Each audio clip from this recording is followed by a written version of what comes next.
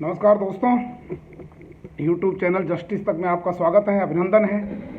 कई दिन हो गए, हम सोच रहे थे कि अभी 19 आ जाने दें, बट अभ्यर्थियों की जो व्याकुलता है वो बढ़ती चली जा रही है, इसलिए हमें मजबूर होकर के और आज थोड़ा वीडियो डालना अनिवार्य है।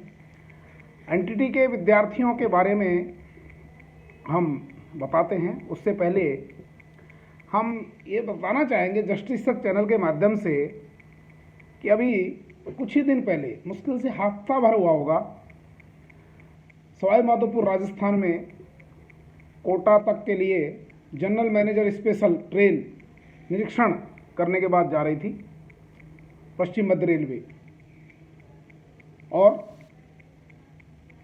जो स्पेशल कोच था, जो अद्यतन तकनीक से बने हुए होते हैं, उसका डिरेलमेंट हो गया। वो भी निरीक्षण, उस क्षेत्र में उस खंड का निरीक्षण किया जा रहा है, जिसके लिए पूरा रेल प्रशासन 3-4-6 महीने पहले से तैयारी करना शुरू कर देता है। और उसी सेक्शन में जनरल मैनेजर के खुद के इंस्पेक्शन कैरेज का दुर्घटनाग्रस्त होना, ये रेलवे की व्यवस्था पर प्रश्न चिन्ह लगाता है। इसका मतलब यह है कि अधिकारी लोग केवल मौज मस्ती करने के लिए कैरेजेस का इस्तेमाल करते हैं, बस। उसके बाद फिर देखिए, जबकि जनरल मैनेजर का निरीक्षण है और उसी ट्रैक के ऊपर उसी के जो निरीक्षण वैन, जिसको रेलवे में जो है जीएम स्पेशल कहते हैं, उसका अपतन हो जाना, इससे बड़ी हास्यास्पद स्थिति और कुछ नहीं हो सकती है। इसकी जिम्मेवारी जनरल मैनेजर, रेल मंत्रालय लेवल पर फिक्स होनी चाहिए।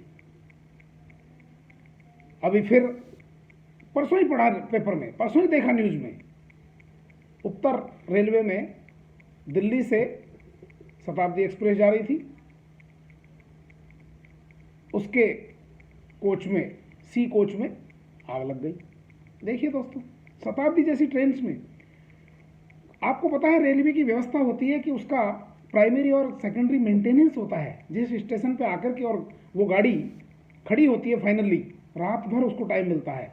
जैसे इवनिंग में आ जाती है 10 बजे शताब्दी, 6 बजे चलती है नॉर्मली, पूरी रात उसका एग्जामिनेशन होता है। इसका मतलब एग्जामिनेशन के नाम पर केवल लीपापोती हो रही है। रेल व्यवस्था जो है हमारी चरमराती चली जा रही है। जो कर्मठ अधिकारी हैं, जो कर्तव्यनिष्ठ अधिकारी हैं, उनके साथ अन्याय किया जाता है, और उसी का खामियाजा है कि रेलवे को ये सब व्यवस्थाएं देखने को मिल रही हैं। जिम्मेवारी कोई तय नहीं करेगा, एक सिंपली एक क्लास 4 कर्मचारी, एक फोरमैन के ऊपर जिम्मेवारी तय कर दी जाएगी। जिम्मेवारी कहाँ तय होनी चाहिए? रेल मंत्री के लेवल पर, रेलवे बोर्ड के चेयरमैन के लेवल पर, जनरल मैनेजर के लेवल पर, डीआरएम के लेवल पर। अब देखिए नॉर्थ वेस्टर्न रेलवे का हाल, कल ही का न्यूज है। वही यहाँ पर एक सीकर की तरफ एक सेक्शन है, जिसको रेवाड़ी फुलेरा आरपीसी सेक्शन बोलते हैं। उसमें जनरल मैनेजर महोदय निरीक्षण करने के लिए जा रहे थे और वहां पर भी एक दुर्घटना हुई। उस ट्रैक पर जिसका मेंटेनेंस जनरल मैनेजर के निरीक्षण के हिसाब से पिछले 6 महीने से सारे इंजीनियरिंग विभाग के लोग, सारे मैकेनिकल विभाग के लोग, ऑपरेशंस के लोग, सब दुनिया भर के लोग उसमें लगे हुए थे कि जनरल मैनेजर का इंस्पेक्शन है, कोई खामी नहीं रह जाए, और वहीं पर दुर्घटना हो जाती है। सोचिए जरा, एक 15 दिन के भीतर 3 दुर्घटनाएं। जनरल मैनेजर केवल क्यों जा रहे थे?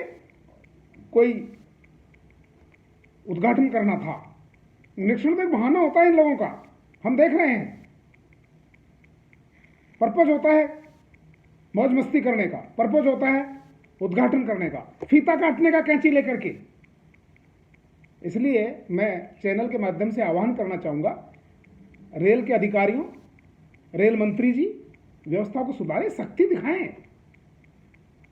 रेस्पॉन्सिबिलिटी एक क्लास 4 या गैंगमैन लेवल पर तय नहीं होनी चाहिए। रेस्पॉन्सिबिलिटी फिक्स होनी चाहिए जनरल मैनेजर लेवल पर, रेलवे बोर्ड के चेयरमैन लेवल पर।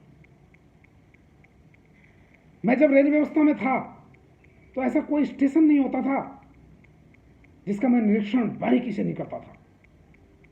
इतना एक भय था कि संरक्षक अधिकारी कब आ जाएं, जब तक ऐसा भय हमारे रेल कर्मचारियों के बीच में, अधिकारियों के बीच में नहीं दिखाया जाएगा कि कौन अधिकारी कब निरीक्षण करने के लिए आ जाए, तब तक व्यवस्था में जो है लूपहोल्स चलते ही रहेंगे। इसलिए आह्वान करना चाहूँगा कि रेल यात्रियों के साथ खिलवाड़ ना करें।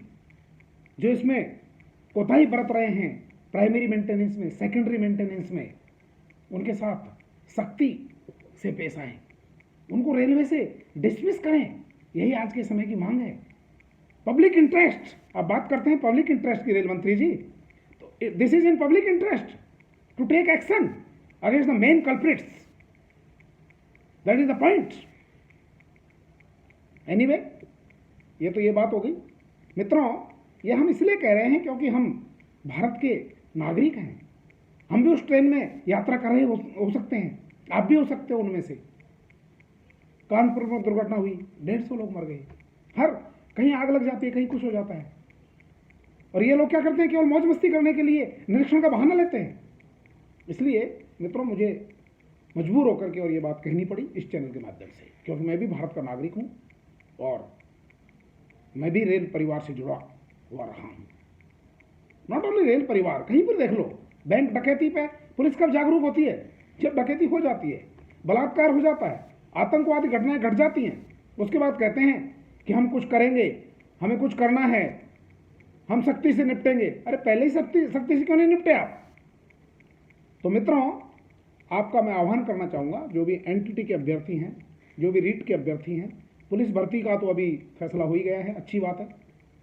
और आप भी अपने जो प्रयास हैं वो पहले ही निर्धारित करिए। ये नहीं कि क्वेश्चन पेपर को देखने के बाद और फिर हम जागरूक हों, अरे मैं इतने नेगेटिव नहीं करता तो मेरा सिलेक्शन हो गया होता, इतने मार्क्स में अटेम्प्ट कर लेता तो मेरा काम हो गया होता। ऐसे नहीं। आप आजकल सवाल जो होते हैं वो डायरेक्ट नहीं पूछे जाते मित्रों, आजकल सवाल जो है इनडायरेक्टली लॉजिक के साथ पूछे जाते हैं। इसलिए आपको पूरा ज्ञान होना बहुत जरूरी है। ये नहीं कि एक सींग वाला गेंडा कहां पाया जाता है? काजीरंगा अभ्यारण्य में। काजीरंगा अभ्यारण्य, अब इससे आपको पता होना चाहिए कि काजीरंगा अभ्यारण्य कहां है। आपको पता होना चाहिए कि ये आसाम में है।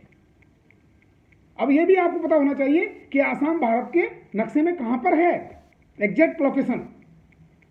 कई कैंडिडेट क्या करते हैं, आसाम की जगह उसको अरुणाचल प्रदेश में भर देते हैं। मैप भी आते हैं आजकल, मेघालय में भर देते हैं, क्योंकि सातों के सातों स्टेट्स जो हैं, वो जो पूर्वी स्टेट्स हैं, जिनको हम 7 सिस्टर्स कहते हैं, सब आसपास हैं।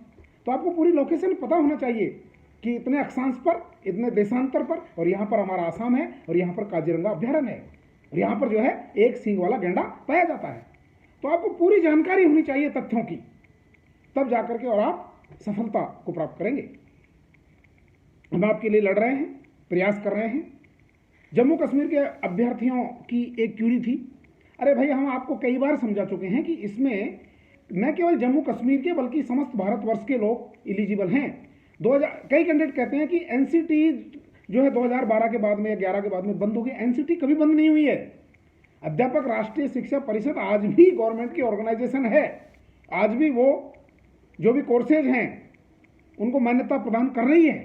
प्राइमरी एजुकेशन के कोर्सेज हैं, चाहे बीएड के कोर्सेज हैं, चाहे डीपीसी के कोर्सेज हैं, चाहे ईसीसी के नाम से जो चल रहे हैं, चाहे एनटीटी के नाम से हैं। ये केवल नॉमिनकल्चर जो है चेंज हो रहे हैं। अध्यापक राष्ट्रीय शिक्षा परिषद जो है आज भी जारी है, आज भी वो पाठ्यक्रमों को मान्यता प्रदान कर रही है। इसलिए आप इसमें मत रहिए। केवल आपकी संस्था जिससे आप ले रहे हैं वो केवल रिकॉग्नाइज होनी चाहिए। जम्मू कश्मीर के पूरी तरह से एलिजिबल है। मेरे पास में उसका पत्र भी है, मैं आपको दे दूंगा, जिसको भी चाहिए व्हाट्सएप कर देना, आई विल फॉरवर्ड इट। तो आप, ऐसा नहीं है कि आप लोग एलिजिबल नहीं है, सब एलिजिबल है। लेकिन आपकी जो संस्था है जिसने आपको 2 वर्ष का डिप्लोमा दे रखा है, वो जो है आपकी एनसीटी से मान्यता प्रदान होनी चाहिए। और मान्यता प्रदान करने के लिए क्या, एनसीटी ने एक पत्र जारी कर रखा है जिसमें रीजनल डायरेक्टर के दस्तखत है। हम कई बार आपको बता चुके हैं। अगर वो एनसीटी के माध्यम से मान्यता प्राप्त नहीं है तो मित्रों जो है आपका सिलेक्शन नहीं हो सकता। निश्चित रूप से मैं बता रहा हूं, क्योंकि एडवर्टाइजमेंट की कंडीशन है ये कि आपकी संस्था को मान्यता देनी चाहिए। किसके द्वारा दी हुई होनी चाहिए? किसके द्वारा? अध्यापक शिक्षा राष्ट्रीय परिषद, जिसका हेडक्वार्टर कहां पर है? दिल्ली में। रही बात एनसीटी और एनसीटीई, ये देखो एनसीटी और एनसीटीई में कोई अंतर नहीं है। एनसीटीई ये कहीं कुछ नोमेनकल्चर का अंतर है, बाकी वो एनसीटीई है। उनका 19 तारीख तक जवाब निश्चित रूप से आएगा, अदरवाइज उनके ऊपर कोस्ट लगेगी। आपको पता है, आपने माननीय न्यायालय का आदेश पढ़ा है, तो आप चिंता न करें, धैर्य रखें, और कोई शंका है तो आप हमसे डायरेक्ट बात कर सकते हैं। ज़्यादा व्याकुल होने की आवश्यकता नहीं है। 19 तारीख अभी आई और उसके बाद में आपका जो भी भविष्य होगा निर्धारित होगा। हम उम्मीद करते हैं कि आपके साथ अच्छा ही होगा, बाकी लोगों के साथ भी अच्छा ही हो रहा है। यही इसी उम्मीद के साथ हम आज का जो वीडियो है उसको समाप्त करते हैं और आपके उज्ज्वल भविष्य की कामना करते हैं। 19 तारीख को हम आपको बताएंगे क्या होता है। You can talk to me also. हमारे चैनल को लाइक करें, सब्सक्राइब करें, और किसी भी प्रकार की कोई क्यूरी है, you are most welcome. Thank you very much. लेकिन हैव पेशेंस, जब तक आप धैर्य नहीं रखें। धीरज धर्म मित्र, और पिछली वीडियो हमने कहा था धीरज धर्म मित्र और नारी आपातकाल पर रखी जाए। इसलिए इस समय आपके धैर्य की परीक्षा है, हमारे भी धैर्य की परीक्षा है। इसलिए आप शांत रहें, संयमित रहें, अपनी स्टडी जम के करते रहें। Be positive always, have faith in God. Thank you very much. Subscribe करें, लाइक करें हमारे वीडियो को, हमारे चैनल को। Okay, have a nice day.